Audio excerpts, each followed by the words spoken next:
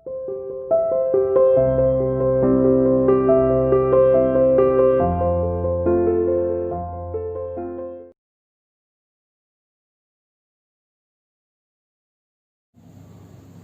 to CR International School online classes. Hello students, how are you? Hope you are fine.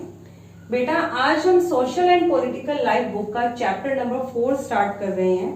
Chapter का नाम है growing up as boys and girls, कि लड़के और लड़कियों के रूप में बड़ा होना। मीन्स एक छोटा बच्चा है, ठीक है, बच्चे तो सारे बराबर ही हैं, लेकिन फिर भी किस तरीके से जो बच्चे हैं जैसे जैसे वो बड़े होने लगते हैं उनका समाज ना डिफ्रेंशिएट कर देता है कि लड़के किस तरीके का काम करेंगे, लड़कियां कैसा करेंगी, ठीक है, लड़के कैसे कपड़े पहनेंगे, लड़कियों का पहनावा कैसा होगा, ठीक है। तो हम यही जानेंगे कि लड़के और लड़कियों के रूप में कैसे बड़ा हुआ गया। देखिए, बीइंग अ बॉय और a girl is an important part of one's identity, कि किसी का लड़का या लड़की होना उसकी क्या है, उसके एक उसका एक इम्पोर्टेंट पार्ट क्या है, लड़का या लड़की होने का महत्वपूर्ण भाग है उसकी पहचान।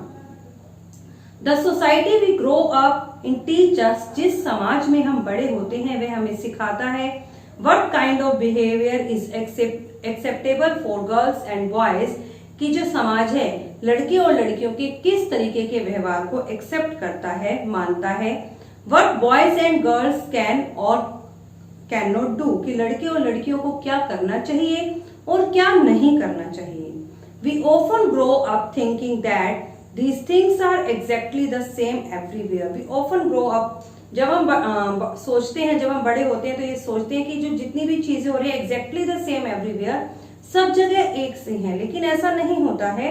But do all the societies look at boys and girl in the same way, क्या सभी समाज लड़के और लड़कियों को समान रूप से लेते हैं, क्या सब जगह ही समानता है। We will try and answer this question in this chapter. हम कोशिश करेंगे कि हम अपने इस प्रश्न का उत्तर इस पाठ में ढूंढें। We will also look at how the different roles assigned to boys and girl prepare them for future role as man and women. और हम ये भी जानने की कोशिश करेंगे, हम देखेंगे कि किस तरीके से लड़के और लड़कियों के लिए अलग अलग भूमिका बनाई जाती है। लड़कों को ये काम करना है, ये नहीं करना है, लड़कों के लिए ये खिलौने हैं, लड़कों का पहनावा अलग है, लड़कियों का पहनावा अलग है। मतलब बचपन से हम उन्हें ऐसा सिखाते हैं। क्यों सिखाते हैं? ताकि उन्हें ये पता चल जाए कि जब वो भविष्य में बड़े होकर स्त्री या पुरुष बनेंगे तो उन्हें कौन कौन सी भूमिकाएं निभानी होंगी। We will learn that most societies value man and women differently. और हम ये भी जानेंगे कि जो समाज है पुरुष और महिला के काम को अलग अलग वैल्यू देता है, अलग अलग मूल्य देता है। The role women play and the work they do are usually valued less than the role men play and the work they do। कह रहे जो काम पुरुष करते हैं उनकी बजाय जो काम महिलाएं करती हैं उसको कम मूल्यवान समझा जाता है, क्योंकि पुरुष घर से बाहर जाकर काम करते हैं, पैसा कमाते हैं, लेकिन महिलाएं घर का काम करती हैं। तो ऐसा माना जाता है कि जो काम महिलाएं घर पर कर रही हैं उसकी कोई वैल्यू ही नहीं है। ज्यादा काम किसकी है, ज्यादा किसकी वैल्यू है, पुरुष के काम की। This chapter will examine how inequalities between men and women emerge in the area of work। और इस चैप्टर में हम ये भी देखेंगे कि किस तरीके से जो असमानताएं हैं काम के क्षेत्र में, काम के क्षेत्र में स्त्री और पुरुष के बीच में असमानताएं उभर कर आती हैं, कि वो डिफरेंट टाइप का काम करते हैं। तो सबसे पहले हम बात करते हैं growing up in Samoa in the 1920s, कि 1920 में सामोआ में बड़ा होना, लड़के या लड़कियों के रूप में किस तरीके से वो बड़े होते हैं। The Samoa island, Samoa Joe है वो आइलैंड है। आइलैंड क्या होता है, जो कवर्ड होता है चारों तरफ से वाटर से, जैसे कि आपने देखा अंडमान निकोबार है, ये श्रीलंका है। आप देखते हैं ना चारों तरफ वाटर ही वाटर है, तो वो एक आइलैंड है। तो इस तरीके से आइलैंड क्या होता है, आइलैंड जो है चारों तरफ वाटर से कवर्ड होता है। The Samoa Island are the part of a large group of small islands in the southern part of the Pacific Ocean in 19 Pacific Ocean। कि जो समोआ आइलैंड है और प्रशांत महाद्वीप के large group of small island, एक बहुत बड़ा जो ग्रुप है, छोटे छोटे आइलैंड्स बने हुए प्रशांत महासागर में, उसका ही एक पार्ट है। इन द 1920s 1920 में according to the research report of the Samoan society, Samoan society पर एक अनुसंधान किया गया, उसकी रिपोर्ट थी 1920s की। उसके अनुसार क्या है देखिए, children did not go to school, बच्चे स्कूल नहीं जाते थे। दे लर्न मैनी थिंग्स, वे बहुत सी चीजें सीखते, such as how to take care of the children और do household work from the older children and from adults। फिर भी वो बहुत सी चीजें सीखते कि कैसे बच्चों की देखभाल करनी है, किस तरीके से घर का काम करना है, अपने से बड़े बच्चों से सीखते या फिर घर में जो और एडल्ट से, जो और बड़े लोग थे उनसे सीखते थे। Fishing was a very important activity on the island. मछली पकड़ना इस आइलैंड की एक महत्वपूर्ण एक्टिविटी थी, लोग मछली पकड़ने का काम करते थे। Young people therefore learn to undertake long fish expenditure, और जब वो बड़े हो जाते तो उसके बाद कि वो मछली के अभियान पर जाते, मछली पकड़ने के लिए समुद्र में दूर दूर जाते, मछलियां पकड़ना सीखते। But they learn these things at different point in their childhood, लेकिन वो अपने जीवन में, अपने बचपन में ये सब काम अलग अलग समय पर सीखते थे। कौन सीखते थे? लड़के और लड़कियां। लड़कियां जब मछली पकड़ने का काम सीखते तो किसी और एज में होते थे और लड़कियां किसी और एज में थी। देखिए, As soon as babies could walk, जैसे ही बच्चा चलना सीखता, their mother और other adults no longer looked after them, तो उनकी माताएं और जो घर के बड़े बुजुर्ग थे वो उनकी देखभाल करना बंद कर देते थे। Older children, जो बड़े बच्चे थे, often as young as 5 years old, वो खुद भी 5 साल के ही होते थे, took over the responsibility, अब ये उनकी जिम्मेदारी होती थी। क्या जिम्मेदारी? कि अपने छोटे भाई बहन की देखभाल करना। सोचिए कितना छोटा बच्चा चलना शुरू किया, 1 या 1.5 साल का होगा वो बच्चा, अब उसकी देखभाल आ गई 5 साल के बच्चों पर। Both boys and girl looked after their young sibling, दोनों ही लड़के या लड़कियां दोनों ही अपने छोटे भाई बहनों की देखभाल करते। But by the time a boy was about 19 years old, लेकिन जब लड़का 9 साल का हो जाता था, he joined the older boys in learning outdoor jobs, तो बड़े लड़कों के ग्रुप में शामिल हो जाता और कुछ आउटडोर एक्टिविटीज सीखता, जैसे कि फिशिंग, मछली पकड़ना, प्लांटिंग कोकोनट्स, कोकोनट के पेड़ लगाना। Girls had to continue looking after small children, लड़कियां अभी भी अपने छोटे भाई बहनों की देखभाल करती और do errands for the adult till they were teenager, और अपने घर के बड़ों के छोटे मोटे कार्य करती थी जब तक कि वो टीनेजर नहीं हो जाती, मतलब जब तक कि वो 13-14 साल की उम्र की नहीं हो जाती थी। But once they become teenager, लेकिन जब वो 13-14 वर्ष की हो जाती, they had much more freedom, तो उनके पास ज्यादा स्वतंत्रता आ जाती थी। आफ्टर द एज ऑफ 14, 14 साल की उम्र में या उससे ज्यादा होने पर, girl also went on fishing trip, जो लड़कियां थी वो भी मछली पकड़ने का काम सीखती, मछली पकड़ने की ट्रिप पर जाती थी। वर्कड इन द प्लांटेशन, बागानों में काम करती। Learn how the weave basket, और ये भी सीखती कि किस तरीके से टोकरियों को बुना जाता है। Cooking was done in the special cooking house, cooking जो थी, जो खाना पकाने का काम था, वो एक स्पेशल कुकिंग हाउस में किया जाता था। Where boys were supposed to do most of the work, वहां पर जो ज्यादातर काम थे वो लड़के ही करते थे। While girls had with their preparation, लेकिन लड़कियां वहां पर सिर्फ खाना पकाने में उनकी मदद करती थी, खाना पकाने के लिए जो तैयारी की जाती थी उसमें मदद करती थी। ज्यादातर काम जो था वहां लड़के ही करते थे। ये हमने पढ़ा सामोआ द्वीप में बच्चे कैसे बड़े होते हैं।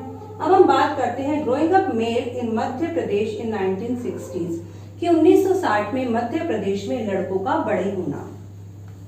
The following is adapted from an account of experience of being a small town in Madhya Pradesh in 1960, कि ये मध्य प्रदेश 1960 ईस्वी में मध्य प्रदेश में एक छोटे से गांव के अनुभवों के आधार पर इसे लिया गया है। फ्रॉम क्लास 6 ऑनवर्ड, क्लास 6 से ही boys and girl went to separate school, लड़के और लड़कियां अलग अलग स्कूल में जाते थे। The girls school was design very differently, लड़कियों का स्कूल बहुत अलग बना होता था फ्रॉम द बॉयज, बॉयज के स्कूल से। They had a central courtyard, उनके कोर्टयार्ड होता है आंगन, उनके मतलब बीच में कोर्टयार्ड आंगन बना होता था और चारों तरफ स्कूल की बिल्डिंग होती थी। Where they played in the total segregation and safety from the outside world, जहां पर वो बाहर की दुनिया से बिल्कुल सुरक्षित होकर खेलती थी। मतलब जब लड़कियां अपने स्कूल के आंगन में खेलती तो बाहर के लोग उन्हें नहीं देख पाते थे।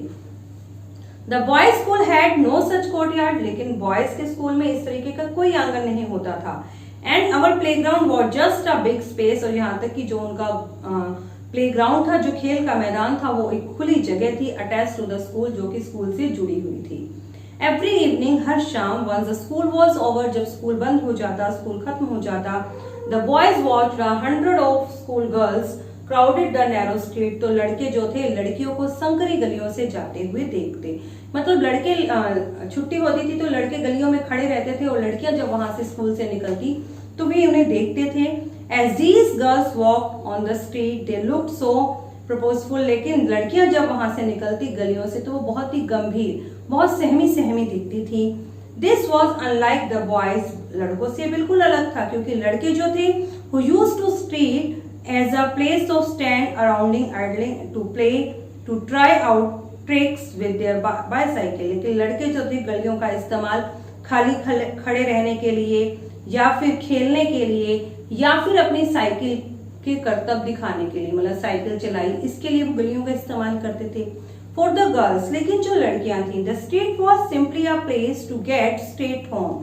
सीधा घर जाने के लिए लड़कियां उस गली का इस्तेमाल करती थी। मतलब लड़कियों के लिए जो सड़क जा रही है वो क्या है, सीधा स्कूल से घर जाने का एक माध्यम है, लेकिन लड़के वहां खेलते थे, साइकिल चलाते थे और जो ही बातें करने के लिए भी गलियों में खड़े रहते थे।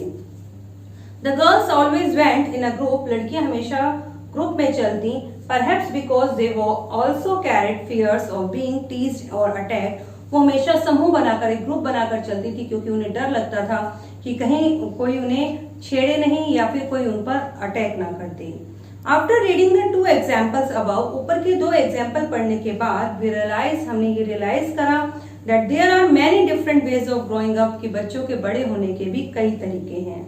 Often we think that there is only one way in which the children grow up, जबकि हम अक्सर ये समझते थे कि बच्चों के बड़े होने का तो बस एक ही तरीका है। This is because we are most familiar with our experience, क्योंकि हम सिर्फ अपने अनुभवों से परिचित होते थे। If you talk to elder in our family, यदि हम अपने परिवार में किसी बड़े व्यक्ति से बात करें, we will see that their childhood were probably very different from our. तो हम जान पाएंगे कि उनका बचपन हमारे बचपन से बिल्कुल डिफर था। यदि हम अपने दादा दादी से बात करें तो वो आपको बताएंगे कि उन पर किस किस तरीके की पाबंदियां थी, बच्चे क्या काम नहीं कर सकते थे, लड़कियों को घर के अंदर ही रखा जाता था, लेकिन आज हमने बच्चों को पूरी छूट दी है।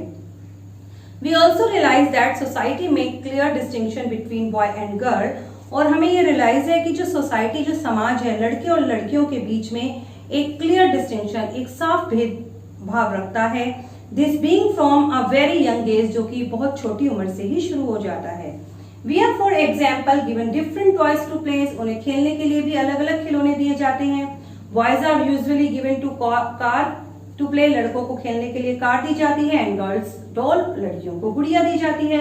Both toys can be a lot of fun play with, दोनों ही खिलौनों से बहुत मनोरंजन किया जा सकता है। फिर भी why the girls and given dolls and boys car, लेकिन फिर भी लड़कों को कार और लड़कियों को गुड़िया ही क्यों दी जाती है। Toys become a way of telling children that they have the different features when they have become man and women.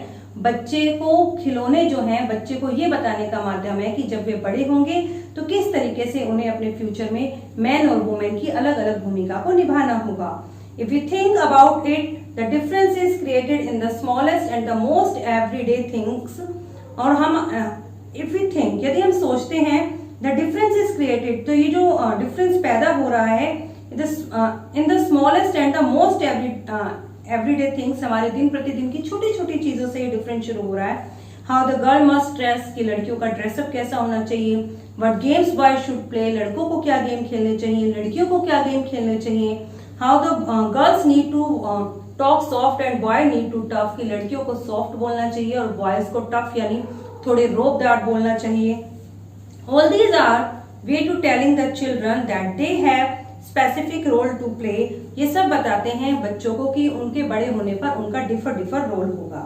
When they grow up man and woman, जब वे महिला और पुरुषों के रूप में बड़े होंगे। Later in this life affect the subject we can study और career we can choose, और बड़े होने पर ये हमारे विषयों को और हमारी स्टडी को भी अफेक्ट करते हैं कि हम बड़े होने पर अपना क्या कैरियर चुनेंगे। ठीक है बेटा, आज के लिए बस इतना ही। ओके।